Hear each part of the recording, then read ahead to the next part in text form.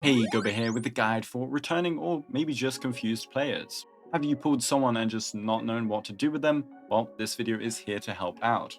A lot of people are coming back for Amphoris, so I'll be helping them out after their long break. The advice here should help regular players too. I'll be going through our limited DPS characters and suggesting ways to enhance them to get to a higher power level expected for patch 3.0, whether that be investing in a certain support including free units, a new relic set, and more like team compositions. I'll also be giving tips and info on new additions to the game that might help you clear better. Consider liking and subscribing if this helps, and let's begin. Starting with new additions that will help you settle back into the game. If you're a regular player and just want the investment tips, you can skip ahead. So we can now choose two subsets with the main stat when synthesizing relics. It comes at a high cost, but can create godlike pieces that can stick with you forever. We can also reroll gear that went poorly. It's still going to be RNG, but you now have chances to revive equipment that could have been insane, but instead went all into flat defense. Another big change is for our event light cones. For you 1.2 and later players complaining about not having tutorial, that doesn't exist anymore. You can buy tutorial using Herta's shop currency. And for some tips to clear the endgame, it's going to be very obvious, but a lot of people miss this. I've seen it everywhere. First off, respect the buffs in the endgame modes. They are there to help, and using them effectively is how most people have low cycle cleared in the past. In the next MOC, we have extra memory sprite actions and energy gains, which is going to be broken for Aglaea, but it's also broken for Remembrance MC, and amazing for any high energy cost units. Right now, we have trotters that deal a large amount of damage for free. Attack them with weaker abilities or AoE ones instead of wasting these abilities to deal pitiful damage to elites. In this Apocalyptic Shadow, when we break the enemy, we get ults maxed out, full skill point regeneration, and damage increases. Spam your skill points, even if you're low, to get that boss broken, and you'll have everything back up just after. Use ultimates intelligently to deal with the toughness bar or delete side enemies. They'll be maxed out upon breaking, and you don't want them to go to waste. And read or understand what enemies do. The Apocalyptic Shadow bugs on death apply vulnerability and reduce toughness. You don't need to focus on the boss necessarily if you want to break them, but blast and AoE attacks shred both them and their summons for even more impact. Pantilia's flowers give damage and break buffs that can scale really high, as well as also contributing to breaking. Don't just do random stuff. But anyways, onto upgrading your teams. Honkai Star Rail heavily incentivizes pulling supports, but pulling them alone is not enough realistically. You want a diverse roster with good DPS too, sometimes sub-DPS, sometimes sustain units, and a couple archetypes filled in order to have the right team for the right content. There are 3 different endgame modes with their own strategy, and they can have different buffs, enemy types, and scenarios every single refresh. Having characters that excel in multiple game modes or enemy field types is a great way to invest properly. For example, Yunli can do well in all modes, but if you're struggling in pure fiction, maybe pulling Jade would help a bunch. And finally, do not feel bad if you cannot max clear these modes. The stellar Jades from 1 or 2 missed stages are negligible, whereas a character is worth over 70 pulls. So starting with HSR's first year, 1.0 to 1.6. This includes Jingyuan, Zila, Kafka, Blade, Imbibe to Lune, Jingliu, Topaz, Argenti, and Dr. Ratio. Power creep is inevitable in gacha games, and as a combat-heavy one, HSR suffers a bunch. But every unit here can still clear the endgame with an optimal team, relics, and gameplay. With that being said, I wouldn't necessarily pull for most of them unless you really like them, because pulling for a new DPS from 2.x and 3.x will generally help your account more. Again, this is speaking meta value here, and some older units have risen a lot in power with later unit releases. But recent DPS have less problems in their kit, they have better supports geared for them, they have better traces, and better vertical investment options. They are also usually just stronger. Regardless, if you quit during Penacony, you'll probably have mostly 1.x DPS, so how can we upgrade them? A support that can provide sweeping benefits for most of these is Sunday. He is the best support for nearly every DPS in 1.x, and the only reason he isn't for a few of them is if this character is made for dual DPS compositions. And on that note, Robin is another universally OP support.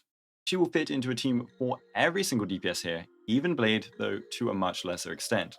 Sunday will beat her in most hypercarry teams, but Robin being the best for most dual DPS teams and performing very well in hypercarry ones is a big enough benefit to pull for her.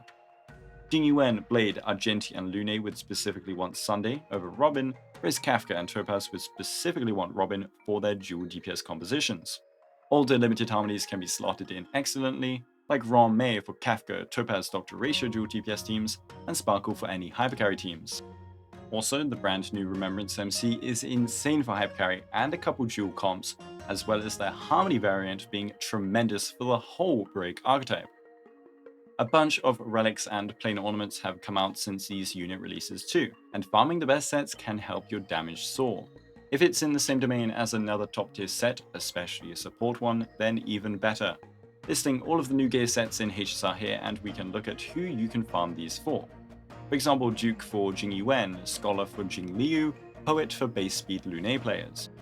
Remember, if you have excellent pieces on old gear, you don't need to farm for a small upgrade. But if your old gear was whatever, then farming this and then getting crazy drops will upgrade your damage by quite a lot. As for planars, we also got a few, so here are those for the 1.x DPS units. And now, an awkward silence. In 2.x, they released a whole load of more characters, and with that, a lot of synergistic supports as well. Instead of releasing a unit like Jing Yuan or Blade and forgetting about them, they shifted to releasing units with top tier supports made for them that were also great in other teams. Yes, it means ideally you pull a new unit now on top of the DPS, but that support will serve you in so many other situations. So Black Swan released in 2.0 as a priority pickup for Kafka enjoyers. However, Dot has dropped out of being top tier as it's had no upgrades since 2.0.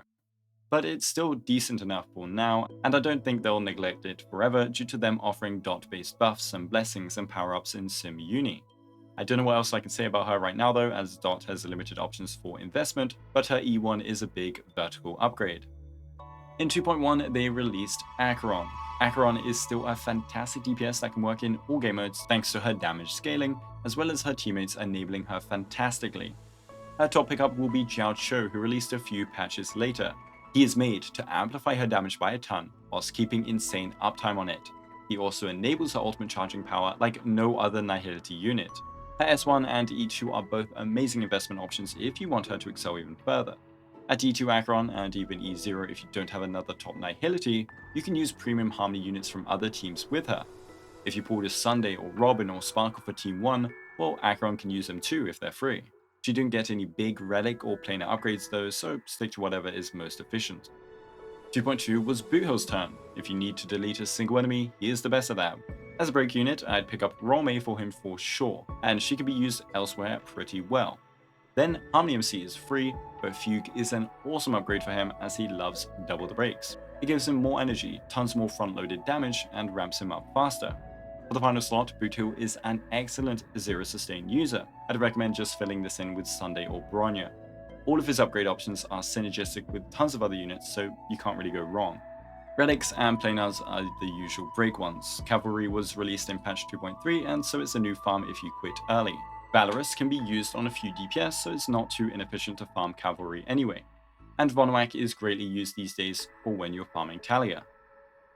2.3 was Jade and Firefly. Firefly can follow the same concepts as Boothill. Pick up Rame definitely, and you have Harmony MC for free, but Fugue is an upgrade. For her zero sustain team, you'd bring back Harmony MC for all 3 break supports in one place, and nuke everything you see. But if you only want 2 supports or are worried about sustain, you could ignore Fugue, and instead maybe go for Lingsha. She would help out in this team as well as a few others, like hit count based teams with Fei Shao or the Herta, who are both top tier DPS. Her S1 can be ignored, but her E2 is a tremendous upgrade, just like with Acheron if you want a further boost. On the way to E2, you have E1, which helps amazingly for E0 Firefly's SP economy problems. Firefly uses Cavalry Silver Relics, but for planars, she uses Forge instead of Talia, which is paired with a fantastic planar for basically every follow-up DPS. Now, Jade is what you pull when you need help with pure fiction, but with the continuous shilling of AoE content in Apocalyptic Shadow and MOC, as well as new units, Jade has become relevant there too.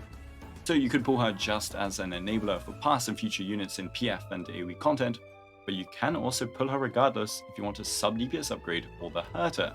In my opinion, the Herta works absolutely fine with Serval or Mini Herta, but Jade is there nonetheless. As a dual DPS fanatic, she will want a powerful buffer like Robin, Ron May, or Jiao Cho though. At E1 Jade, she can pop off for single target DPS too if you want even more versatility. She uses a bunch of different relics and planars, so you can pretty much get good pieces for her on the side whilst farming for your actual main DPS. Yun Li in 2.4 decided Clara was too cool and replaced her, but just like Clara in the past, that meant Yun Li pops off in all 3 endgames. Pulling a unit like her is a good way to get a solid foundation going for all modes and then start focusing on a couple other teams to specialize in certain content. Her best supports will be Robin and Sunday, but again, just like Clara, she can kind of use tons of different supports. She could be in a hypercarry team and use Ting Yun or Sparkle or Jiao Cho or Pella. She could be in a dual DPS team and use Topaz. And because of her high attack frequency, she can work for other units that wouldn't normally work. For example, Acheron when the endgame buff makes her able to apply debuffs. Her top sustainers would be Huohuo for the energy or Aventurine otherwise. Ideally, she has S1 to accommodate them, but if not, you can use links with her at the cost of more difficulties sustaining the team. She's also pretty flexible on relic and planar options.